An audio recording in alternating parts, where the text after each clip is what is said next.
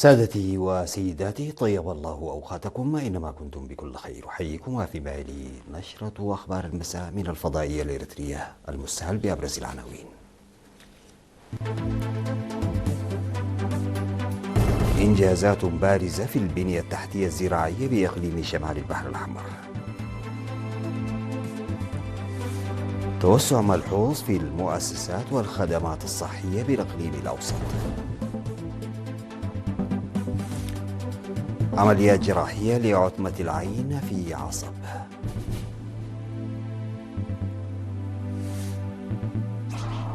بضغط أمريكي المتمردون ينسحبون من مواقع شرقي الكونغو. بوتين يشيد بتجربة إطلاق روسيا لصاروخ باليستي عابر للقارات جديد. انطلاق محادثات تجارية صينية أمريكية في كوريا الجنوبية. السلام عليكم ورحمة الله. أفاد فرع البنية التحتية الزراعية في إقليم شمال البحر الأحمر إنه تم خلال سنوات الاستقلال الماضية تنفيذ العديد من المشاريع والأنشطة المهمة في مجال البنية التحتية الزراعية بالإقليم. وأوضح مسؤول الفرع السيد سلمون ولد ميكائيل في تصريح لوكالة الأنباء الإريترية إنه تم إنشاء قنوات لتحويل مجاري السيول في غولاغول تغطي أكثر من 15 ألف هكتار من الأراضي الزراعية، إلى جانب تشييد منشآت مائية مختلفة السعة تخزينية تصل إجمالا إلى أكثر من 54 مليون متر مكعب. وبين أن هذه المشاريع شملت إنشاء 47 سدا صغيرا في مديرية نقفة بسعة تفوق 2.3 مليون متر مكعب، وسبع سدود صغيرة في مديرية أفعبت بسعة تتجاوز مليون متر مكعب، إضافة إلى 15 سدا صغيرا في مديرية جندع بسعة تزيد على 700 ألف متر مكعب. كما تم إنشاء خزانات مياه في مديريتي قرورة ودوبحة بسعة تفوق 200 ألف متر مكعب.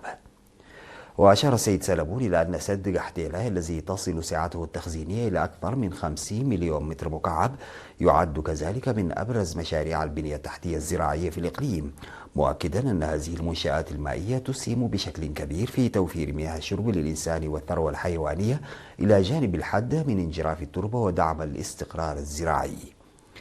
وفي ختام تصريحه أكد السيد سلمون أن مساهمة المواطنين وأفراد قوات الدفاع الإريترية في تنفيذ هذه المشاريع كانت كبيرة وفاعلة. أكد مسؤول فرع الصحة بالإقليم الأوسط السيد تسفاي تسفازيون أن الجهود المبذولة خلال سنوات الاستقلال لتوسيع انتشار المؤسسات الصحية وضمان استفادة متوازنة من الخدمات الصحية حققت نتائج مشجعة ومثمرة. وأوضح أن الإقليم يضم حاليا مستشفى حزحز المرجعي على مستوى الإقليم، إلى جانب 3 مستشفيات أهلية و7 مراكز صحية و25 محطة صحية، فضلا عن مركزين لفحص فيروس نقص المناعة البشرية الإيدز، ليصل العدد الإجمالي للمؤسسات الصحية الحكومية إلى 38 مؤسسة، إضافة إلى 84 مؤسسة صحية خاصة. وأشار إلى أن الجهود المبذولة لتطوير وتوسيع الخدمات الصحية شملت تزويد المؤسسات بالمعدات الحديثة وتعزيز الكوادر البشرية المتخصصة، إضافة إلى إدخال خدمات صحية جديدة. وفي هذا الإطار بدأ المستشفى المجتمعي في غدايف تقديم خدمات الولادة خلال عام 2025، فيما استكملت محطة صحة عد حوشة استعداداتها لافتتاح خدمة الولادة قريبا. وفيما يتعلق بخدمات الفحص الطوعي لفيروس نقص المناعة البشرية المكتسبة الإيدز، أوضح السيد تسفاي أن نسبة التغطية وسط النساء الحوامل بلغت 100%، بينما انخفض معدل انتشار الفيروس على مستوى الإقليم إلى 0.1%. من جانبها أوضح مسؤول وحدة الإعلام والتوعية السيد هبته قبر مسقل أن حملات التوعية الرامية إلى إحداث تغيير إيجابي حققت نتائج جيدة وأسهمت في الحد من العادات الضارة وتحسين مستوى النظافة البيئية. كما أشار مسؤول وحدة الصحة البيئية السيد إبراهيم بلاي إلى أن العمل المكثف الذي تم تنفيذه في مجال النظافة المجتمعية أدى إلى ارتفاع نسبة التغطية بخدمات المراحيض إلى أقل من 2% عام 1991 إلى 89% في عام 2025. أجرى مكتب وزارة الصحة في إقليم جنوب البحر الأحمر عمليات جراحية بالتعاون مع مستشفى نور العين لإزالة عتمة العين لأكثر من 270 مواطنا في مدينة عصب. وأوضح مسؤول البرنامج الوطني لمكافحة العمى سيد ألم زكرياس إجراء 2925 عملية جراحية لإزالة المياه البيضاء على مستوى البلاد في غضون 6 أشهر، وإن العمليات الجراحية في عصب مواصلة لذلك. وقال الدكتور إيوب بياني وهو جراح في مستشفى نور العين إن هذه هي المرة الثانية التي يتم فيها إجراء جراحة لإزالة المياه البيضاء في إقليم جنوب البحر الأحمر. وأوضح أن البرنامج حقق نجاحا بفضل تعاون المهنيين والإداريين في البرنامج. وذكر المدير الطبي لمستشفى عصب سيد حسن علي إجراء مسحة في 52 قرية في المديريات الأربعة للإقليم، وتم توزيع الأدوية والنظارات الطبية على المصابين بأمراض العيون التي يسهل علاجها، ومنح مواعيد لأولئك الذين يحتاجون إلى عمليات جراحية. وقال إن المعدات التي وفرها المستشفى ودعم الشركاء ساهما بشكل كبير في نجاح البرنامج. وأعرب المواطنون الذين أجريت لهم العمليات الجراحية عن ارتياحهم لتلقيهم خدمات جراحة العيون المجانية، بالإضافة إلى الخدمات الصحية العادية التي يتلقونها في منطقتهم، متذكرين الرحلة الطويلة والنفقات التي يضطروا إلى تحملها للحصول على خدمات علاج العيون قبل الاستقلال.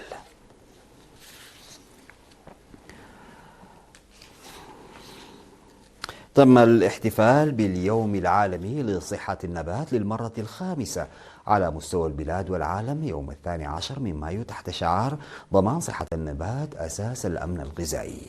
وأوضح المدير العام لقسم الخدمات القانونية والرقابة بوزارة الزراعة السيد خلاب مسكانة إن صحة النبات يلعب دورا هاما في الأمن الغذائي والاستقرار الاقتصادي، وذكرها بضرورة القيام بالتدابير التي تسلط الضوء على المخاطر المحتملة للآفات والأمراض، وتشجيع البحث العلمي والتوعية العامة والأنشطة الزراعية المستدامة. وقال إن الزراعة في إريتريا تعتمد بشكل أساسي على الحبوب والخضروات والفواكه، لذلك فإن حكومة إريتريا تعمل على توافر وتعزيز الأدوات والمعايير القانونية لصحة وحجر المحاصيل، وأصدرت لتحقيق ذلك المرسوم رقم 156 لعام 2006 بشأن حجر المحاصيل. وذكرت ممثلة منظمة الأغذية والزراعة الفاو في إريتريا السيدة ريلا قليني إن ضمان صحة النبات يمثل أولوية استراتيجية في إريتريا، حيث تشكل الزراعة العمود الفقري لمعيشة الناس والكفاءة الاقتصادية والأمن الغذائي.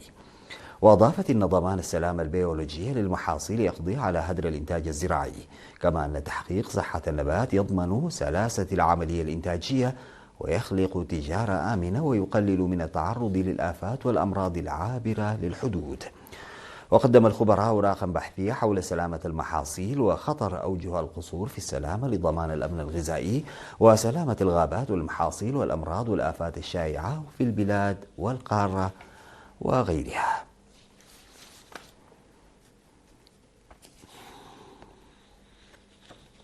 أفادت مسؤولة التعليم التمهيدي في إقليم عنسبة الأستاذة تعقست محاري أن عدد رياض الأطفال في الإقليم ازداد أكثر من 100 ضعف خلال 35 عاما من الاستقلال. وذكرت وجود 3 رياض أطفال فقط في مدينة كرن قبل عام 1991، ونتيجة لتضافر الجهود الحكومية والشعبية بعد الاستقلال توجد حاليا 304 من رياض الأطفال منتشرة في جميع أنحاء الإقليم. وأوضحت افتتاح 22 روضة أطفال في مديرية عتكليزان، و45 في أصمات، و45 في العبراد، و46 في قلب، و22 في هبرو، و38 في حقات، و25 في حلحل، و28 في حمل مالو، و33 في كرن. وأشارت إلى ازدياد عدد الطلاب الملتحقين بالمدارس من 353 قبل الاستقلال إلى حوالي 19,000، كما ازداد عدد المعلمين من 13 إلى 1220 بفضل ارتفاع أعداد رياض الأطفال. وقالت إن رياض الأطفال لها دور في كفاءة الطلاب، ويجب خلق الأرضية لحصول كافة الأطفال على هذه الفرصة. وأوضحت بأن البرامج المستقبلية تشمل ضمان تكافؤ الفرص في الحصول على التعليم التمهيدي لجميع الأطفال، وتنظيم دورات تدريبية منتظمة لمعلمي رياض الأطفال، وتوسيع برامج الإشراف التعليمي.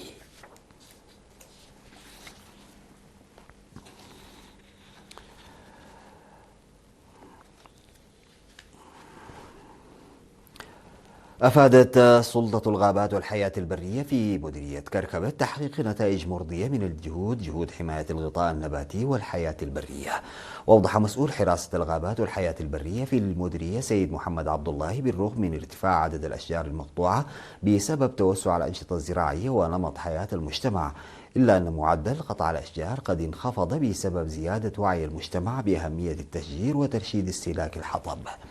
وقال إن النعام والغزلان بأنواعها المختلفة والحلوف هناك من بين أكثر أنواع الحيوانات البرية شيوعا، مضيفا إن عدد الحيوانات البرية والطيور قد ازداد مع بناء سد كركبت، مشيرا إلى وجود خطة لتخصيص محمية في مساحة 500 هكتار في إدارة ضاحية همبول قجج لإثراء موارد الأشجار. ودعا السيد محمد عبد الله كل قرية على تحمل مسؤولية حماية بيئتها من خلال تعيين مسؤول عن الأشجار، لأن الأنشطة التي يقوم بها موظفو الغابات والحياة البرية وحدها لا تكفي.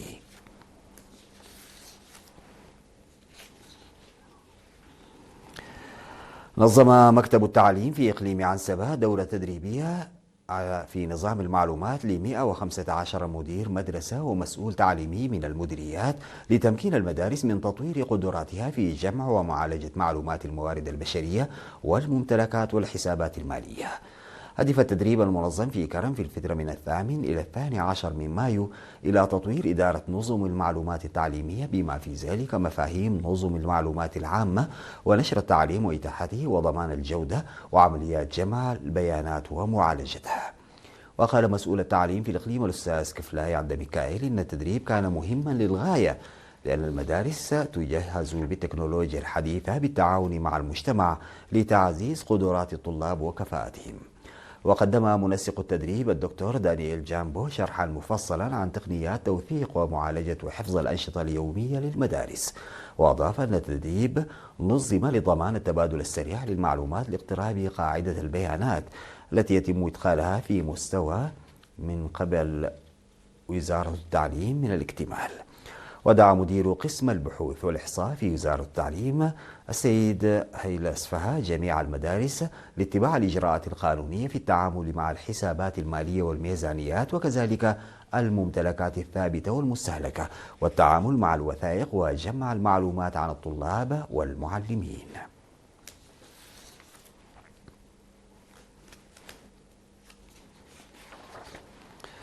أفاد القائمون على فعاليات أسبوع الاستقلال المدرسي الجارية على مستوى مديرية عد قيح بالإقليم الجنوبي أهمية تكثيف العمل بهذه البرامج لما لها من دور كبير في تعزيز وعي الطلاب وترسيخ الروح الوطنية.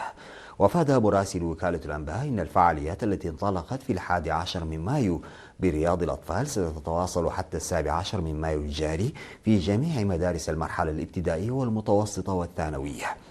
وأوضح مسؤول المدارس في مديرية عد قيح الأستاذ بيان تسفاي أن هذه الفعاليات تتيح للطلاب فرصة التعرف على تاريخ الوطن وقيمه الوطنية من خلال المسابقات والأنشطة والعروض الفنية المختلفة، مؤكدا أن أهميتها كبيرة في غرس المفاهيم الوطنية لدى الأجيال الناشئة. من جانبه أشار مدير مديرية عد قيح السيد هبتاي تسفازكي إلى أن الاستقلال هبة عظيمة تحققت بتضحيات جسيمة قدمها الشهداء، مؤكدا ضرورة تعزيز البرامج التي تساهم في ترسيخ معاني الاستقلال في نفوس الأطفال والطلاب نظرا لما تحمله من أثر توعوي وتربوي مهم. ويقام أسبوع الاستقلال في عدد من المؤسسات التعليمية من بينها مدارس مصوبنا وفقر سلاما ومعم حازة ومدرسة عد قيح الابتدائية وثانوية عد قيح، إضافة إلى المدرستين المتوسطتين في قحيتو وعنبعور.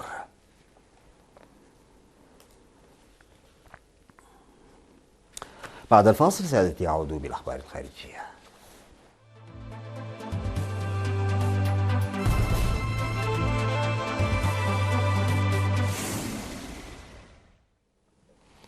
انسحب مقاتلو حركة 23 مارس المتمردة من مواقع وبلدات عدة شرقي جمهورية الكونغو، وتراجعوا نحو مواقع محاذية للحدود مع رواندا، وذلك بعد أيام من دعوة أمريكية إلى ضبط النفس واحترام اتفاقية وقف إطلاق النار التي رعتها واشنطن العام الماضي.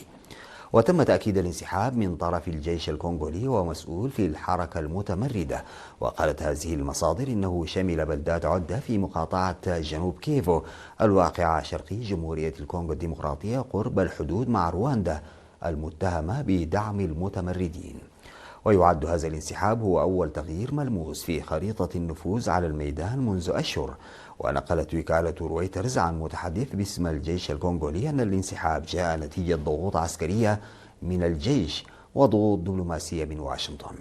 وكانت الحركة المسلحة قد شنت هجوما على مدينة أوفيرا المهمة استراتيجيا في شرق الكونغو في ديسمبر الماضي، ضاربة عرض الحائط باتفاق سلام وقع قبل ذلك بوقت قصير بين جمهورية الكونغو الديمقراطية ورواندا بوساطة أمريكية.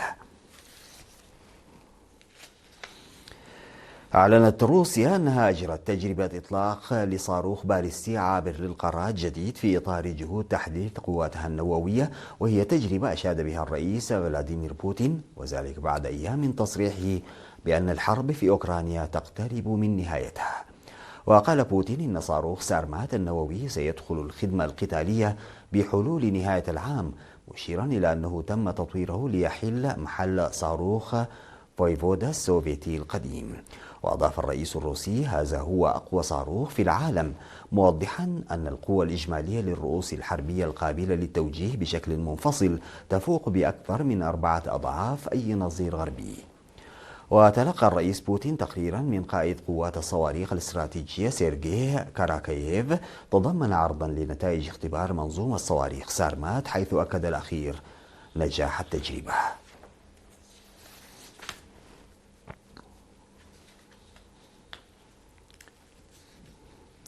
ذكرت وكالة أنباء الصين الجديدة شينخوا أن الوفدين الصيني والأمريكي اجتمعا لإجراء محادثات تجارية في مطار إنتشون الدولي في كوريا الجنوبية.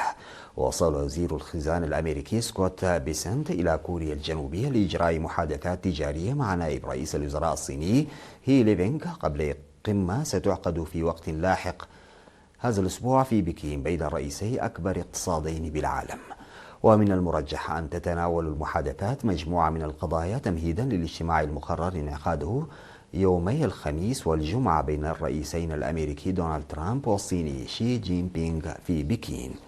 وقال مسؤولون أمريكيون إن من المتوقع أن تتفق الولايات المتحدة والصين في قمة بكين على آليات لتسهيل التجارة والاستثمار المتبادلين، وأن تعلن الصين عن مشتريات تتضمن طائرات بوينغ ومنتجات زراعية وطاقة أمريكية.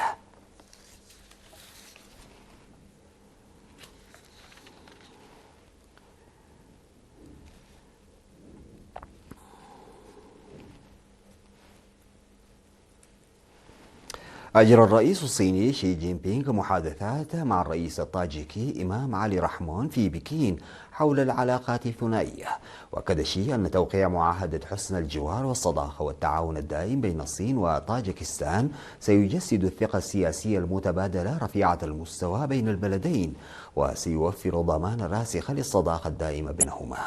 وشدد شي على ضرورة أن يتخذ الجانبان من بناء مبادرة الحزام والطريق بشكل مشترك وعالي الجودة محورا رئيسيا، وأن ينسقا استراتيجيات التنمية الخاصة بكل منهما، وأن يسهما في تحقيق أهداف التنمية لكل منهما.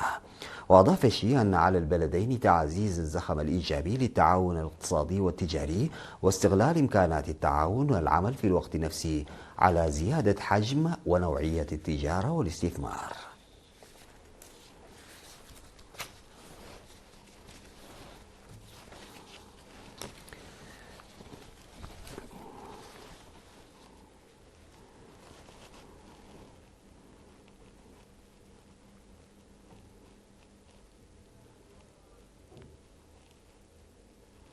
في الختام سيداتي وسادتي إلى حضراتكم تذكير بأبرز العناوين.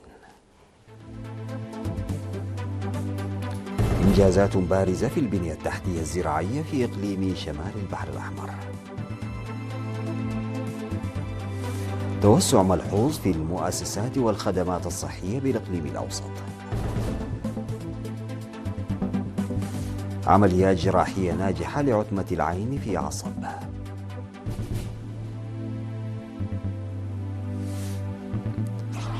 بضغط أمريكي المتمردون ينسحبون من مواقع شرقي الكونغو. بوتين يشيد بتجربة إطلاق روسيا لصاروخ باليستي عابر للقارات جديد. انطلاق محادثات تجارية صينية أمريكية في كوريا الجنوبية. انتهت نشرة أخبار المساء قدمتها لحضراتكم من الفضائية الإريترية. شكرا لمتابعتكم. السلام عليكم ورحمة الله تعالى وبركاته.